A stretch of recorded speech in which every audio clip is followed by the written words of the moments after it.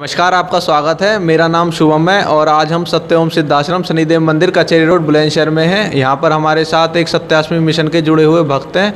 हम इनसे प्रेम पूर्णिमा व्रत और उसका महत्व और उसका वैवाहिक जीवन पर जो प्रभाव पड़ता है उसके बारे में बातचीत करेंगे। जय सत्यओम सिद्धाय नमः।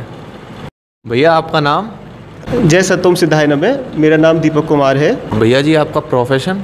मैं प्रोफेशन से एक शिक्षक हूँ, मैं टीचर हूँ। आप रहते कहाँ पर हैं? मैं मुंबई में रहता हूँ। और आपकी वाइफ का नाम? मेरी वाइफ का नाम है योगेश्वरी। भाभी जी का प्रोफेशन? वो भी शिक्षक हैं। और भैया, आप गुरुजी से जुड़े हुए आपको कितना समय हो गया?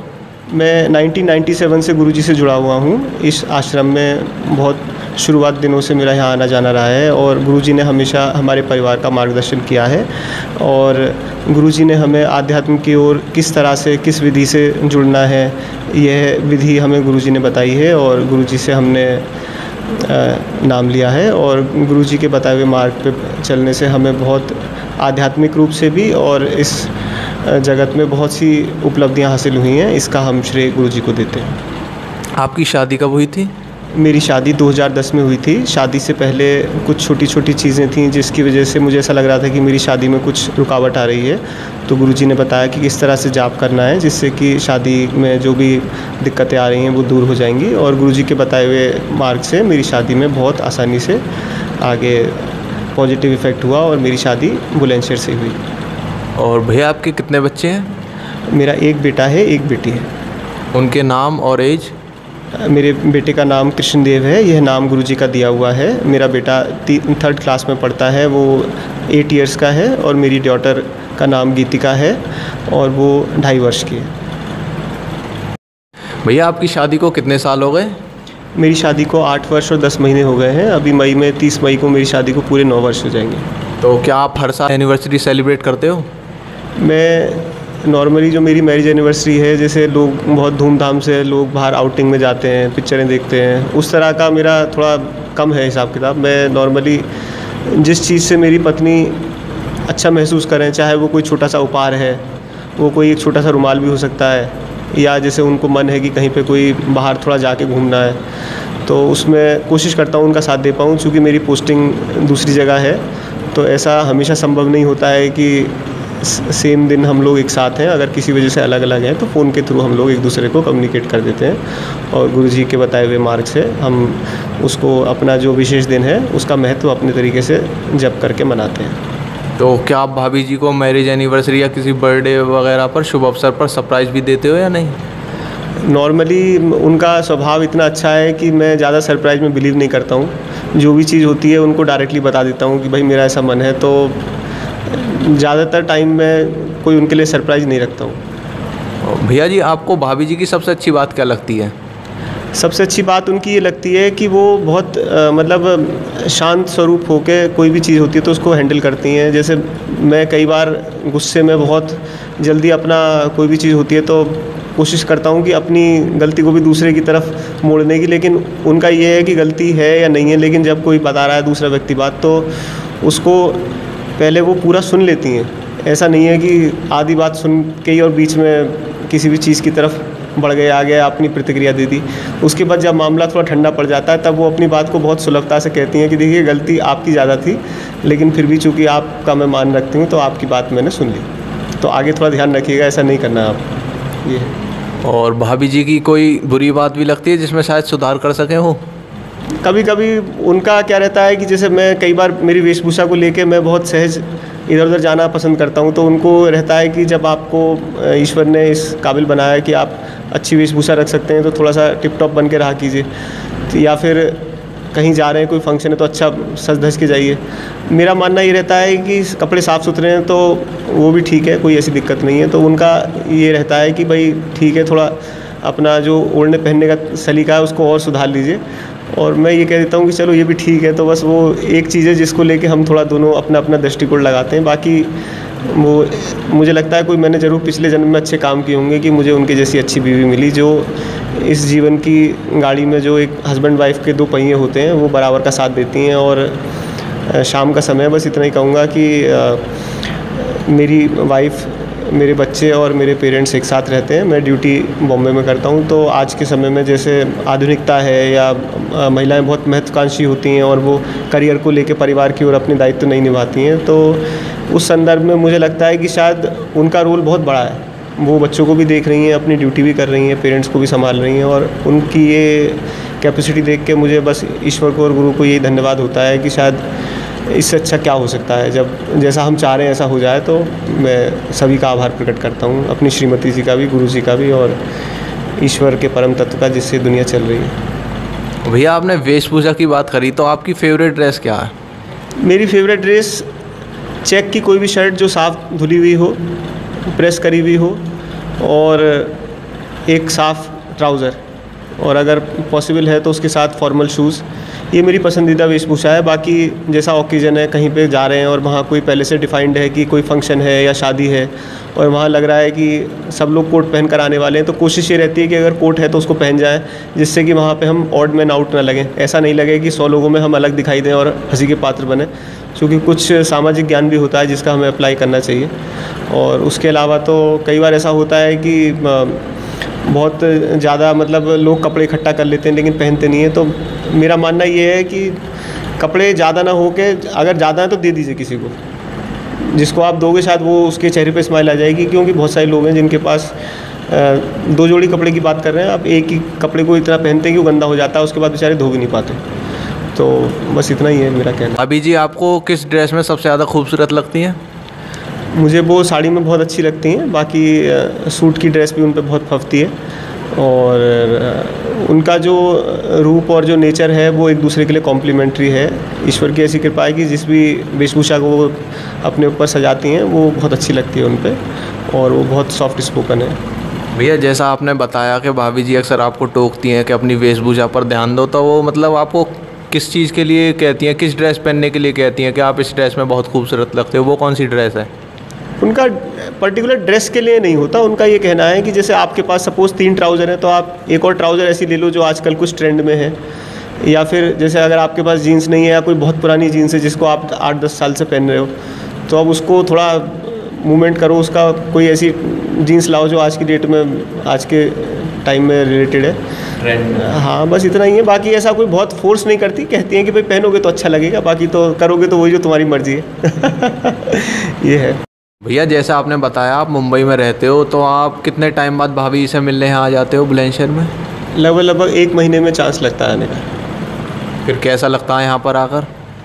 यहाँ पर आकर परिवार के साथ तो बहुत अच्छा लगता है, और समय कैसे निकलता है पता ही नहीं चलता, और वापस लौटने पे तो एक ऐसा लगता है कि जैसे कुछ परिवार पीछे रहा है, तो थोड़ा यादों में मन खोया रहता है। यहाँ पे आके डेफिनेटली बहुत अच्छा लगता है।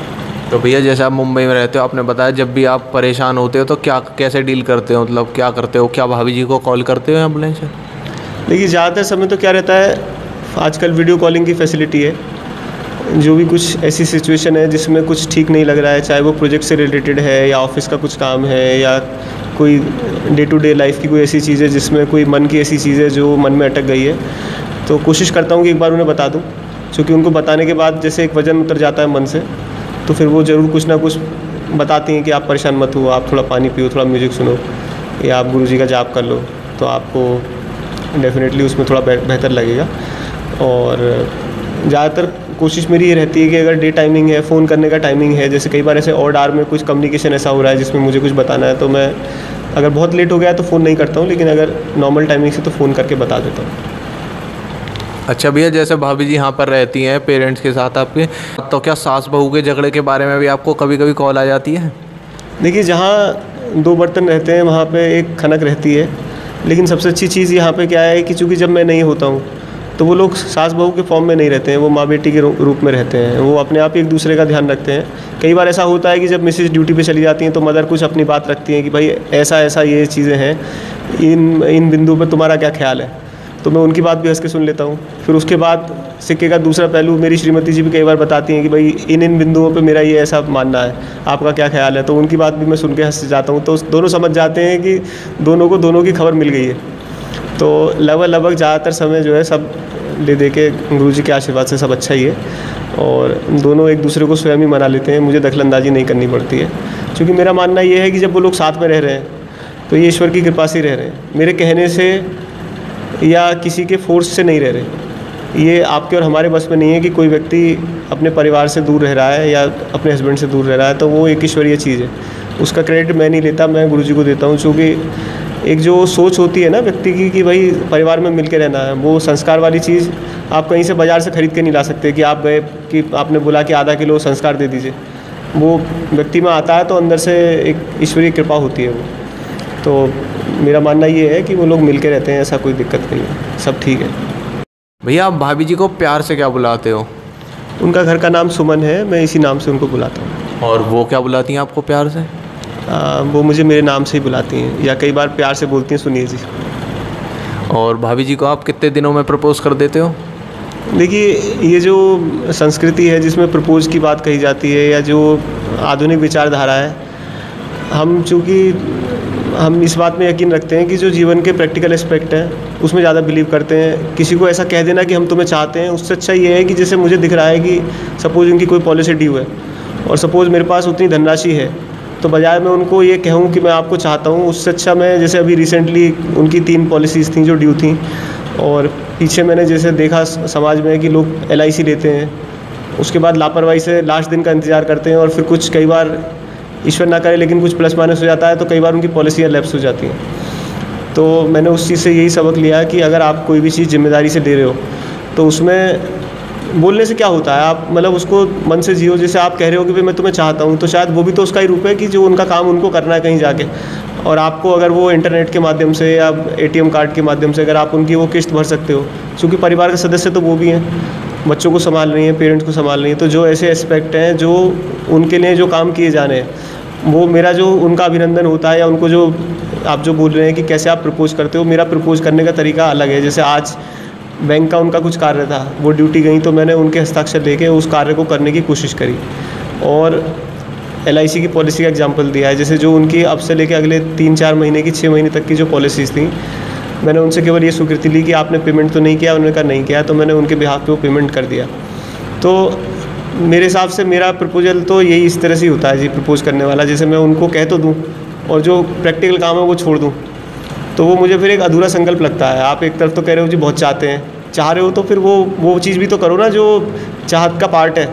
एक तरफ तो आप कह रहे हो आप बहुत अच्छे हो और दूसरी तरफ अच्छे हैं, तो फिर उसके लिए आपने क्या किया भाई? अगर कोई काम ऐसा है जिसके लिए फाइनली उन्हें कहीं जाना पड़ेगा मैदान में, तो आप थोड़ा सा लोड शेयर कर लीजिए।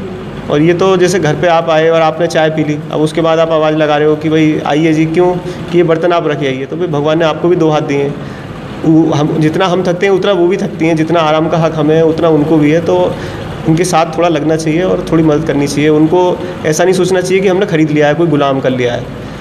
वो भी एक इंसान है और भगवान की बनाई हुआ रूप है, उनके अंदर भी भगवान है उनके अंदर। तो थोड़ा सा उनका मान सम्मान होना चाहिए और हर आदमी की रिस्पेक्ट करनी चाहिए। तो भैया आपका एज के साथ भाभी जी के साथ प्यार बढ़ रहा है कि नहीं? देखिए, प्यार की परिभाषा जो है बहुत वाइड होती है। गुरु जी के आश्रम में आने के बाद प्यार का जो तरीका है वो केवल उसको आप फिजिकल लेवल पे मत मान के चलो। प्यार एक तरह का सम्मान होता है, उसमें मतलब कमिटमेंट भी होता है, उसमें एक ट्रुथनेस भी होती है, उसमें एक लॉयल्टी भी होती है, उसमें ये भी होता है कि दूसरा व्यक्ति पीड़ा में है तो आप उसकी पीड़ा को कैसे कम कर सकते हो। दूसरा व्यक्ति को अच्छा नहीं लग रहा है तो आप क्या जाप करके उसको थोड़ा सा पॉजिटिव वाइब्स उस तक भेज सकते हो। तो प्यार वाला जो प्रश्न है वो मेरे हिसाब से बड़ा है डेफिनेटली।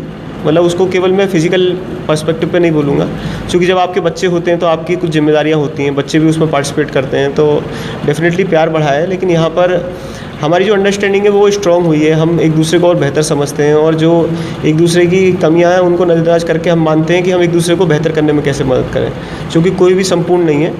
और जहाँ पर मैं अच्छा नहीं हूँ तो वो मुझे मोटिवेट करती हैं कि आप इन चीज़ों को अच्छा कर लोगे तो अच्छा हो जाएगा जीवन। भैया आप भाभी जी के लिए कोई अच्छा सा गाना गाओ। एक गाना मुझे बहुत उनके संदर्भ में बहुत अच्छा लगता है, मैं आपको 2 लाइनें गा के सुनाता हूँ।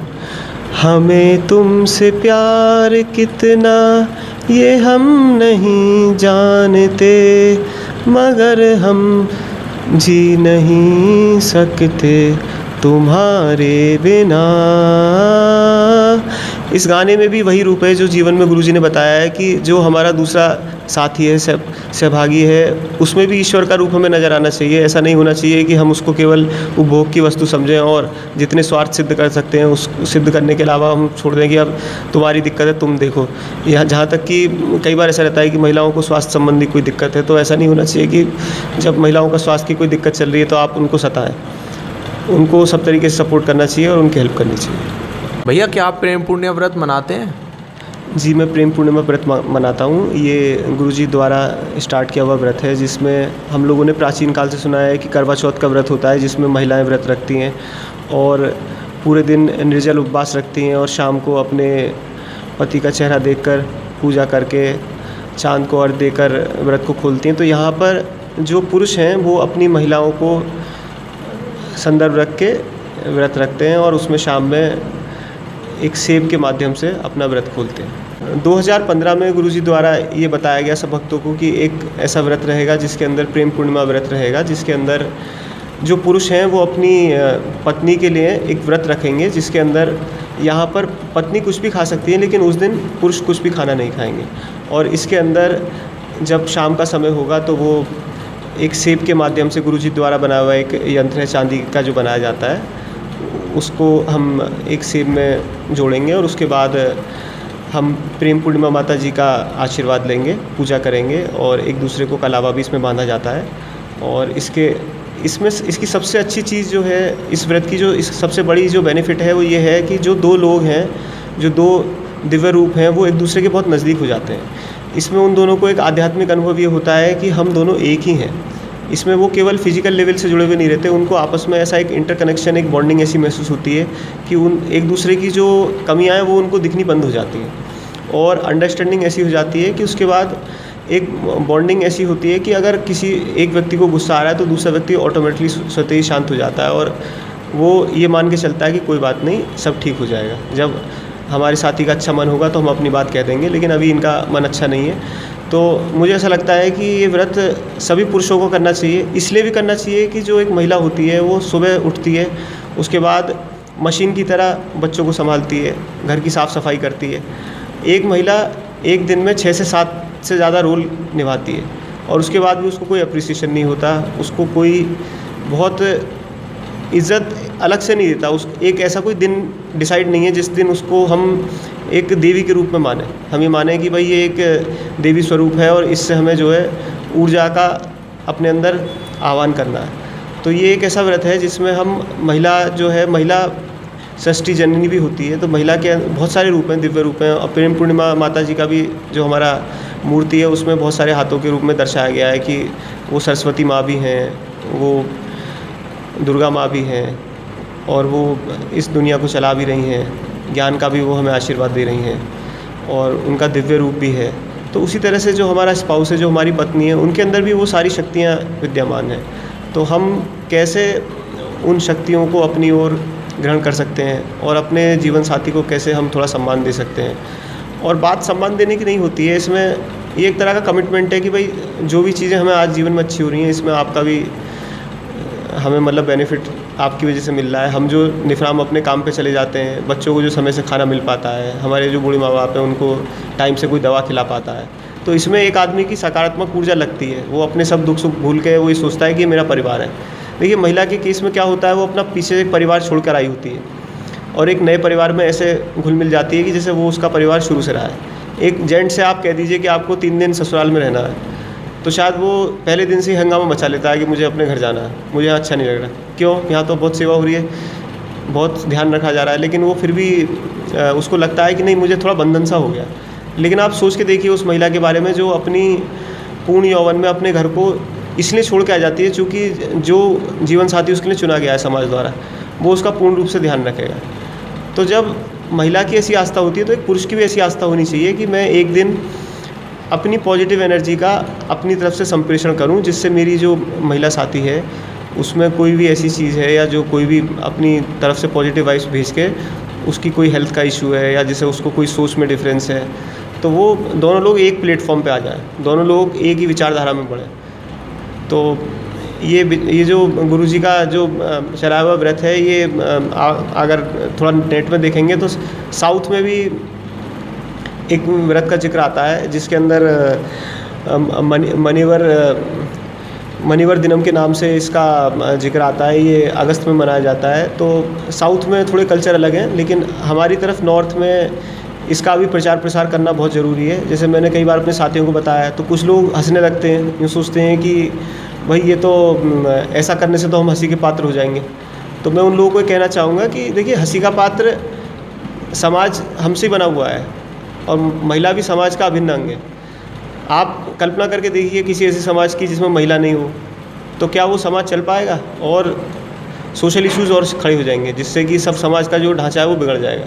तो जो महिला उसका अभिन्न अंग है, तो महिला को सम्मान मिलना चाहिए और महिला को एक रिकग्निशन इस चीज़ का भी मिलना चाहिए कि भाई आप जब इतना करते हो तो एक दिन अपनी तरफ से एक संकल्प इस चीज़ का कि आपको हम अपनी तरफ से एक नमन कर रहे हैं, आपके लिए फास्ट रख रहे हैं और इसमें हमारी जो सकारात्मक ऊर्जा है वो आप तक पहुँचे। ईश्वर आपको भी अच्छा करें और परिवार को मिलजुल के चलाएं। जी, बातचीत के लिए आपका बहुत बहुत धन्यवाद भैया जी। आप कुछ कहना चाहेंगे? मैं सभी पुरुष साथियों से ये निवेदन करना चाहूँगा और अपील भी करना चाहूँगा कि देखिए, सुन के थोड़ा हंसी आती है कि हम अपनी जीवन साथी के लिए फास्ट रख रहे हैं, लेकिन इसके अंदर इसमें कोई भी ऐसी शर्म की बात नहीं है। जब आप करवा चौथ का व्रत अपने लिए रखवाते हो अपनी महिला साथी से और आप उनके लिए सामान उपहार सब लाते हो, और शाम को जब आप मतलब वहाँ पर उनके समक्ष होते हैं, तभी आपकी मिसेज आपको देख के फास्ट खोलती हैं, तो ये एक छोटा सा उनके लिए टोकन ऑफ लव ही है। मतलब जितना एक महिला करती है उतना तो एक कोई पुरुष कभी नहीं कर सकता जीवन में। तो आप उनकी बराबरी तो नहीं कर सकते, लेकिन आप उनको एक पॉजिटिव रेस्पेक्ट दे सकते हो कि भाई हम आपसे जुड़े हुए हैं, हम आपका अभिनंदन करते हैं, शुक्राना है ये एक तरह का। देखिए, मानिए तो सब कुछ है, नहीं मानिए तो कुछ भी नहीं है। और बाकी जो है व्रत जो है एक दिन का नहीं होता, व्रत होता है ताउम्र का। अगर आप इस व्रत को अपने अंदर धारण करना चाहते हैं तो जो गुरुजी की बताई हुई चीज़ है, जैसे सेवा कहते हैं गुरुजी, तो सेवा आप घर के बाहर जैसे मंदिर में प्रांगण में जाके साफ़ सफाई करते हैं, तो थोड़ी सेवा घर में भी, जैसे अगर पत्नी थकी हुई है तो थोड़ी आप सब्जी काट के उसकी हेल्प कर दीजिए। गैस का सिलेंडर ख़त्म हो गया है तो ये नहीं कि आप बैठ के ऑर्डर कर रहे हैं कि जाओ वहाँ से सिलेंडर उठा के लाओ और किचन में लगा लो। आपको भी भगवान ने 2 हाथ दिए हैं, तो थोड़ा मैदान में आइए और उनकी मदद कीजिए और सिलेंडर लगाइए किचन में और चेक कीजिए गैस तो लीक नहीं हो रही है। और कभी अगर लगता है कि वो बहुत थकी हुई हैं तो ज़रूरी नहीं है कि आप सारे उनके काम कर दीजिए, लेकिन अगर आपके पास जितना समय अवेलेबल है उसमें से 2 मिनट 3 मिनट देखिए, आप एक्सचेंज करके आप अगर उनको सम्मान करेंगे तो डेफिनेटली आपको दुगना सम्मान मिलेगा और डेफिनेटली प्यार में भी बढ़ोतरी होगी। तो शुभकामनाओं के साथ बस मैं यहीं पे अभी विराम देता हूँ इस संदर्भ में। जय सत्यम सिद्धाय नमः। धन्यवाद।